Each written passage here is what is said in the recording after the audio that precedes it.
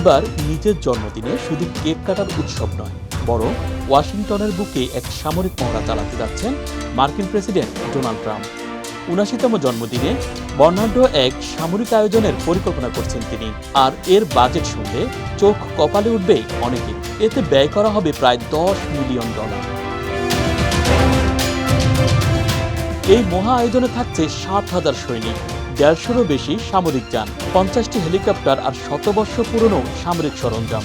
শুধু তাই নয়, থাকছেন সাবেক সেনা কর্মকর্তা, সামরিক কলেজের শিক্ষার্থীদের পাশাপাশি সাধারণ মানুষও। এছাড়া ৭টি ব্যান্ড দল, প্যারাশুট স্কোয়াড আর যুদ্ধের প্রতীকী দৃশ্য দিয়ে সাজানো হবে পুরো অনুষ্ঠানটি।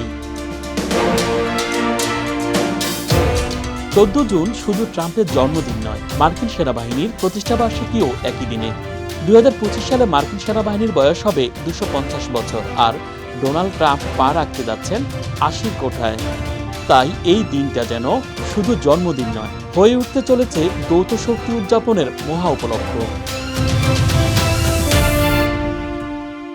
সেনাবাহিনীর পক্ষ থেকে বলা হয়েছে, এটি শুধু প্রদর্শনী নয়, বরং যুক্তরাষ্ট্রের সামরিক ইতিহাসকে ফিরে দেখার উপলক্ষ। যুক্তরাষ্ট্রের স্বাধীনতা যুদ্ধ থেকে শুরু করে গৃহযুদ্ধ, ২ বিশ্বযুদ্ধ, ভিয়েতনাম, ইরাক ও আফগানিস্তান, প্রতিটি যুদ্ধেরই থাকছে প্রতীকী উপস্থাপনা।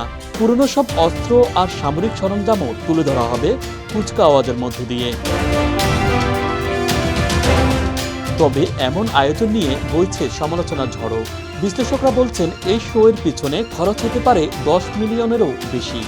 সারা দেশের বিভিন্ন সামরিক ঘাঁটি থেকে ওয়াশিংটনে নিয়ে আসতে হবে সব সরঞ্জাম, সৈন্য আর বিশাল রসদের যোগান। এছাড়াও ভারী যান চলাচলে ওয়াশিংটনের রাস্তাগুলো ক্ষতিগ্রস্ত হতে পারে বলেও মন্তব্য করেন তারা।